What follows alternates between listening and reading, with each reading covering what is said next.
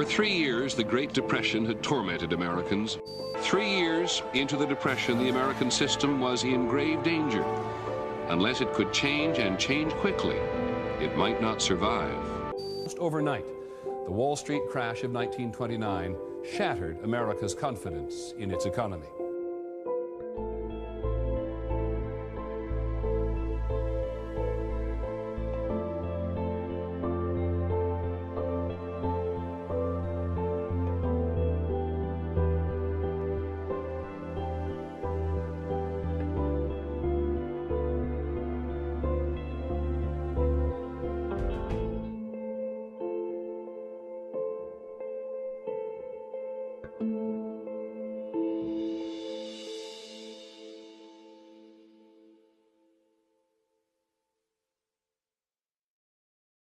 The Great Depression was a really bad economic downfall in history.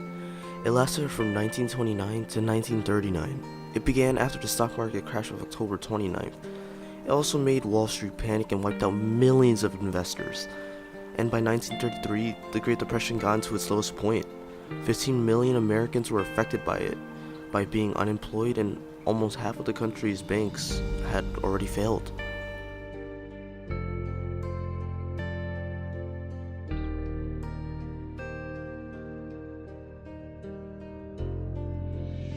Two nights and 2 days in the pouring rain outside this shuttered, locked bank, literally beating on the walls with his hands in frustration. He realized he was never going to see 10 cents of his money. And he went back to the basement where he lived, and he hanged himself in despair. Savings gone and layoffs increasing, people were forced to sell their cars, their furniture, their wedding rings. Before long, half the country's home mortgages were in default. Families across America found themselves facing eviction. But before the Great Depression began in 1929, the 1920s started off pretty great. Lots of people were making lots of money, lots of good salary. Both men and women were making very good salary. And after the First World War, soldiers were able to come back, and the postal economy had seen a boost. Delayed projects were being made again, and things seemed good for the Roaring '20s. New inventions were being made, like vacuum cleaners and electric washing machines. Even cars were being made, which was good when it came to people spending their salary on companies and industries who were basically reigning in the money they were making. And even better was that banks were giving out loans to people, which meant even more people could buy these products or new gadgets. But eventually, with all this wealth, people were trying to find out what to do with it. And instead of buying more stuff, they decided to invest their savings, which means they could invest while already rich. Which means they were rich, but they can now be more rich. So then the stock market pretty much became a common practice for people, and with so many people buying, investors found it way easier to make money on stocks.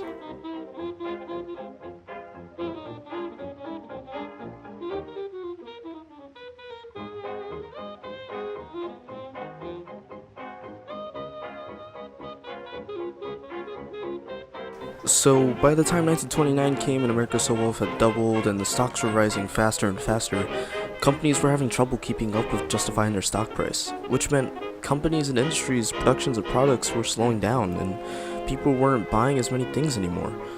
Wages began to fall and people were taking up quite a bit of debt and interest rates began to rise, but through all this, the stock market was still up, even though the economy was looking worse than before.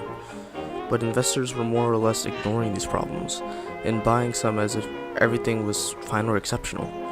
But things were still looking good for a while until on October 24th of 1929, otherwise known as Black Thursday, the theorized official start of the Great Depression, a release headline stated, "Wall Street in panic as stocks crash," and stocks crash and rush to sell billions lost. And while that had been stated, investors were terrified, so when markets opened they began to sell big time. To be exact, they sold 12.9 million shares, and people were selling so much, price tickers weren't able to keep up with the volume, meaning people didn't even know what their selling prices were, which dragged the stock markets down and erased huge chunks of America's wealth. And come Black Tuesday, the markets lose $14 billion in just one day. meaning that millions of people had lost their life savings and those who invested are now highly in debt, leading to the start of the Great Depression itself.